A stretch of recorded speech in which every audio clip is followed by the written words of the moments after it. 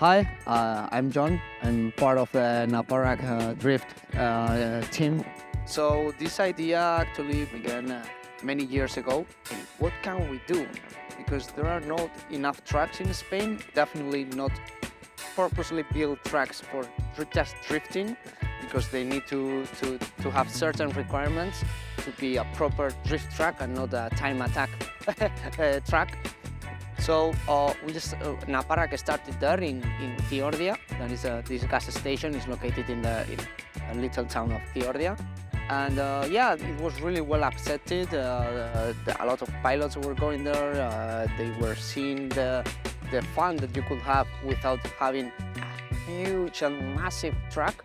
And the Japanese style, yeah, we all know that Japanese tracks are really small in that sense. You have bigger ones and also smaller ones. And from there we thought, okay, we have been having this experience. It's really cool, it's really nice, but it's time to move on to something big. So the thing is that we started as Naparrack looking for pieces of land where we could create a track that was well fitted for the drifting community.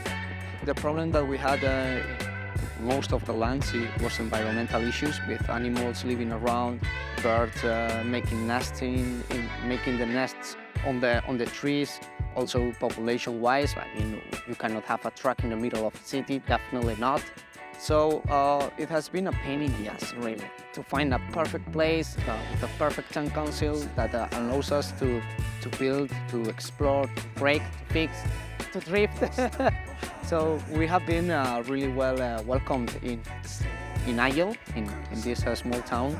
And a couple of weeks later of that, they told us, hey, to take a look at this, come over. And we came, and so wow, this is perfect. We have a road, we have gas stations nearby, we have the town like 1.5 kilometers far away. Why not? Let's take the chance and let's make the study and see if everything fits correctly on what we are looking for and what's the purpose of all this. Overall, the whole city council has been really into this because they knew that this could be something really big for the town, but especially the input of this man whose name is Ramon. Probably you guys meet him. We will try to make it happen maybe tomorrow. He's a legend.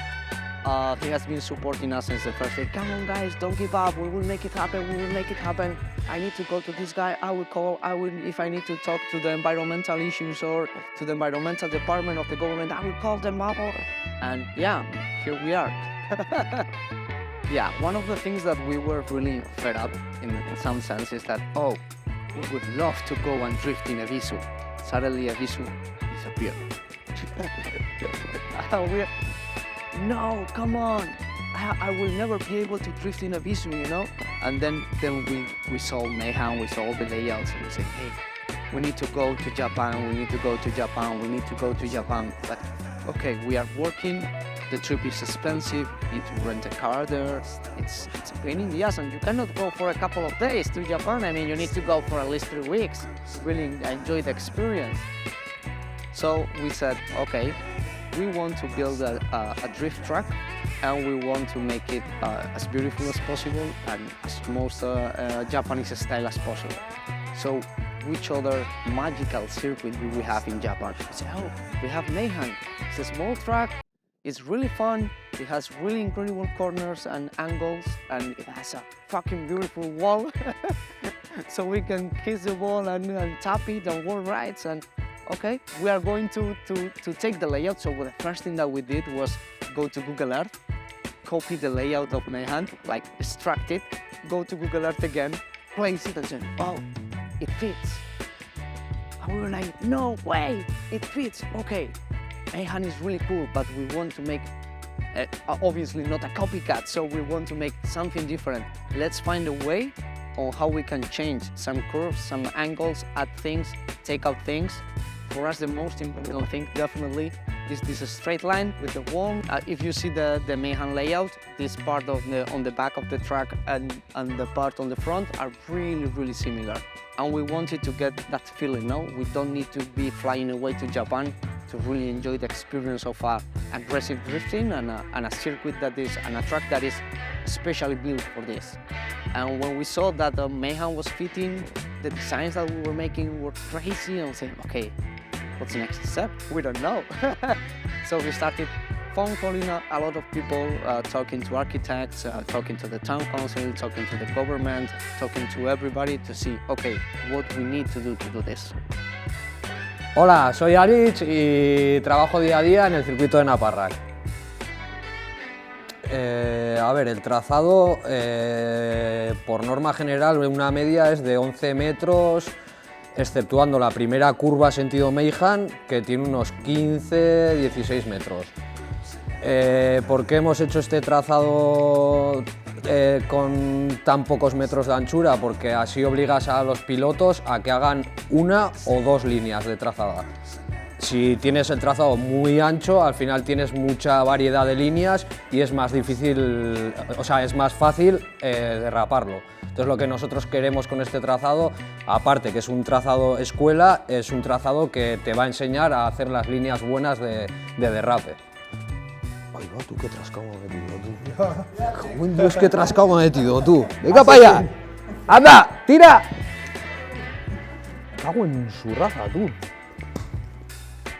Vale, a ver, todo esto empezó con uno de mis mejores amigos, David Infantes, y su grupo de drifters, que es Drifting Bastard, y al final yo empecé a ir a tandas con ellos y me enganchó lo que es el tema del drift, la familia que haces, los días que pasas tan a gusto, risas, adrenalina. Entonces pues decidí, trabajando se me cruzó y decidí, pues oye, ¿por qué no montar un circuito de drift?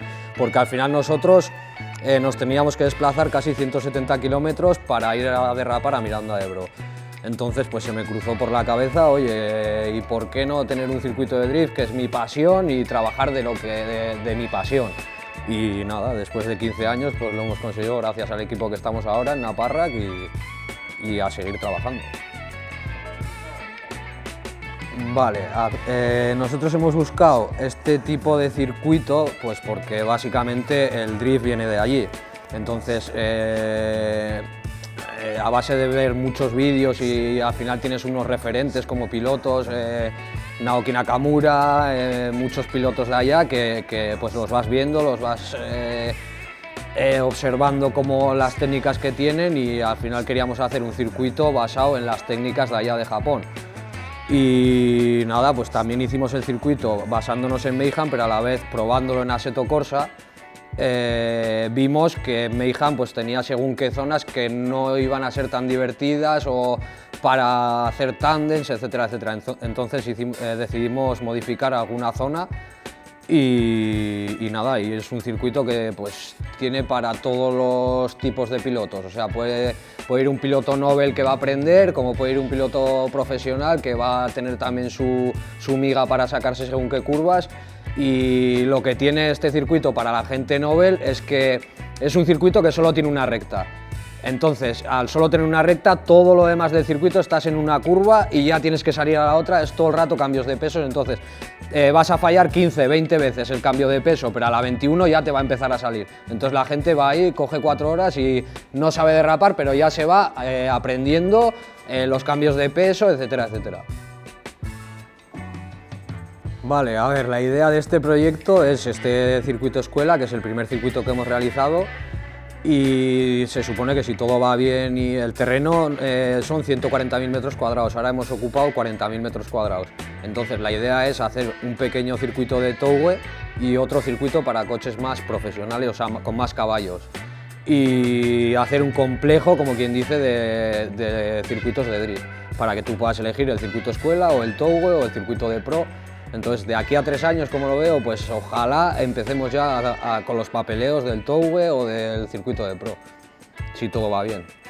We didn't want to share too much of the construction phase because the problem with that was that imagine that you have the layout already set up, there is not still the asphalt on the ground, people can come in because there is no enclosure, they can break things up, you come here with a car and you make trail marks and stuff, and it would be really nasty. So we decided to try, in some sense, to be really quiet with the process. But we started at the end of June. And definitely we are not rich people. That's one thing that we want to really make a clear statement. We are not rich people. All of our savings, we sold many things to be able to make this happen. And we want to treat this like a little baby, you know? So when first we got all the economic and finances paperwork done and stuff like that, we realized that if a company was coming and getting done the fence work, for example, or we could do it ourselves without knowing anything about how to put a goddamn fence in the area. Said, okay, let's check YouTube, how to make fences, how to connect. Yeah, that's it. And so everything that you guys can see here is made by us, except the asphalt and the terrain movements that you need to do, because before putting the asphalt, like the black thingy, first you need to level everything up, even though if you can have slopes, but it needs to be controlled, so the asphalt doesn't break down and it's not soft and stuff like that. No, the first test drive that we did, closed doors, was, if I'm not wrong, 13th of October. That was the first test that we did, so we could see also the mistakes that we had. Safety issues, like, oh, these corners are dangerous, man. Because it's fast. Or maybe it's not fast, but for example, here we have the two tracks are really close by. If we didn't have that wall, cars could go to the other side and crash to another car. And we say, okay, we are realizing small details that until you place the track here, you are not aware of.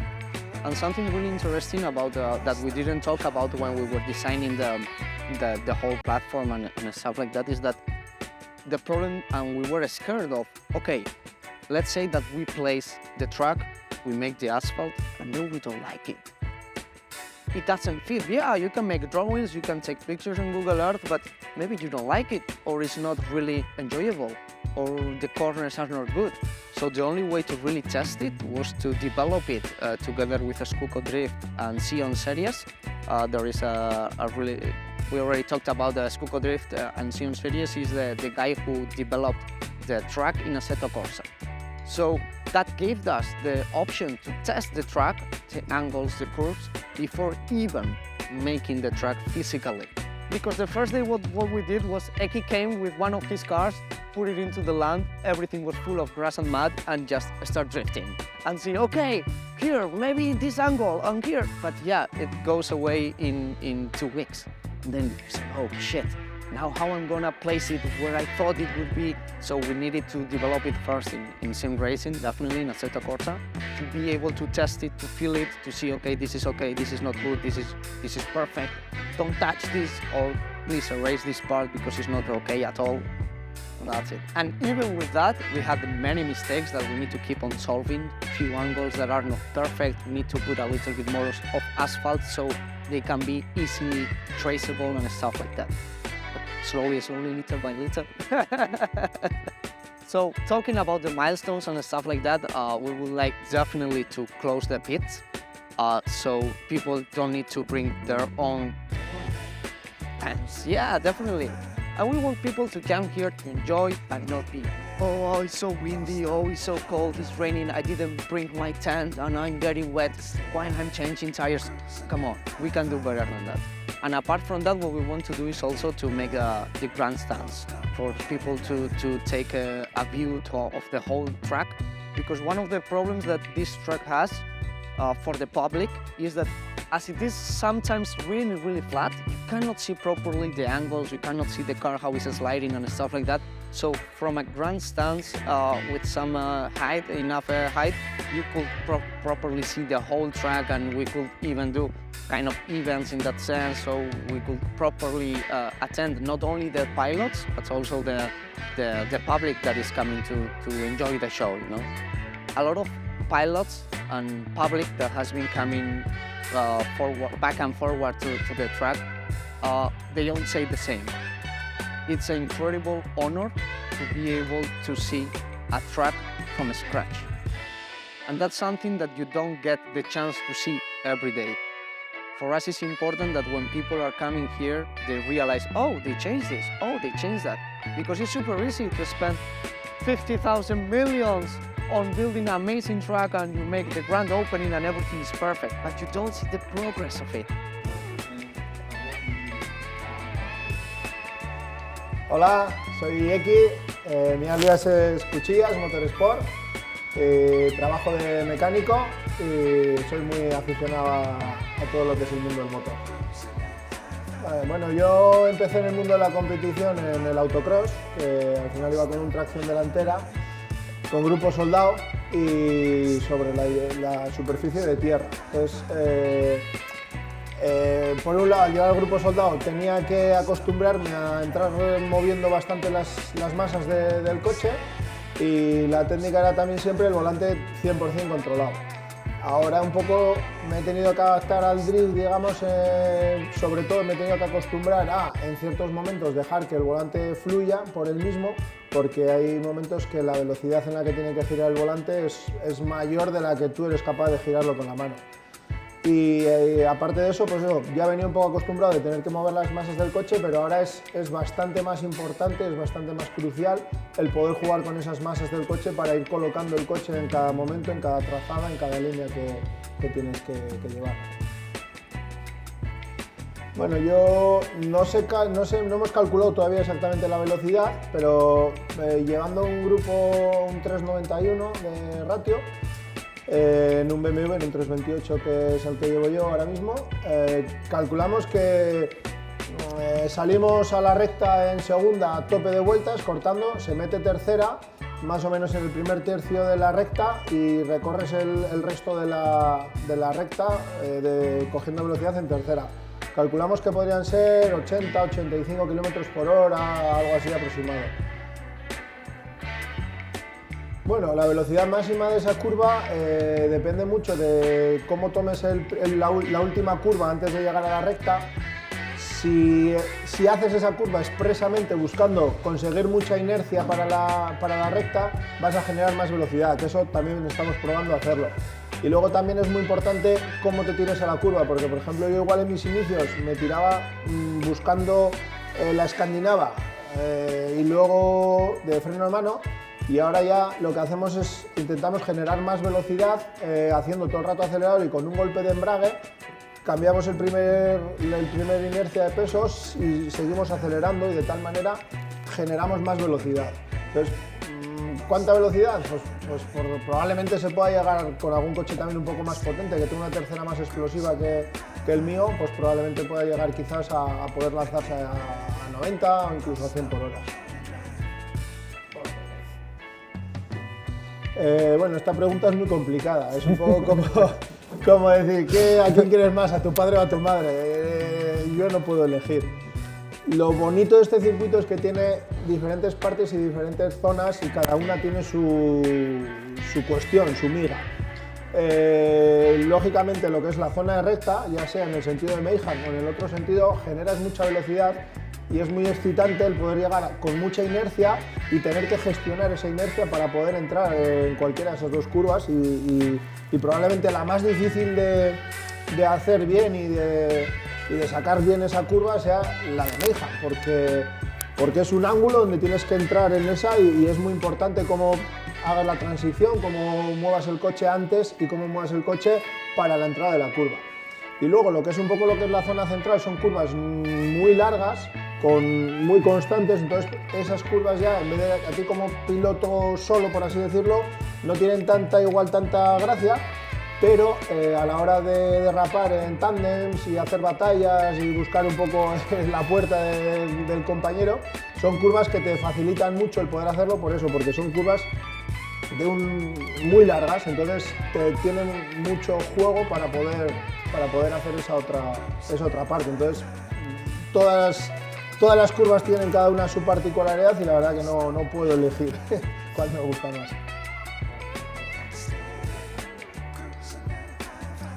Vale, sin lugar a dudas, la parte más técnica, en mi opinión, es la curva de Meihan. Al final, de primeras, tú llegas con mucha inercia y solo tienes una opción, por ejemplo, ¿no? En dirección contraria, con el cambio de pesos tienes mucha más opción de fallo. Entonces, esta no hay mucha opción de fallo en el sentido de que la trazada es una. Es muy importante cuánta inercia has generado para tirarte antes allá o poder tirarte después. Y luego, según cómo te tires también, si te tiras ya frenando el coche o sigues acelerando, tienes que cambiar el punto de la entrada, el punto del inicio del drift, por así decirlo. Entonces, sin lugar a dudas esa. Y luego también tiene una peculiaridad que tiene, en cuanto empiezas un poco a derrapar más o menos hay una pequeña bajada que también te empuja un poquito hacia abajo, entonces tienes que también saber gestionar esa pequeña cambio de rasante, porque también te va a empujar hacia afuera, te va a ayudar a derraparla, pero también te ayuda un poco a que generes un poquito de velocidad en ese punto. Entonces, esa es la curva, por todo eso, más delicada, más técnica. Goodbye, Drifter! See you soon!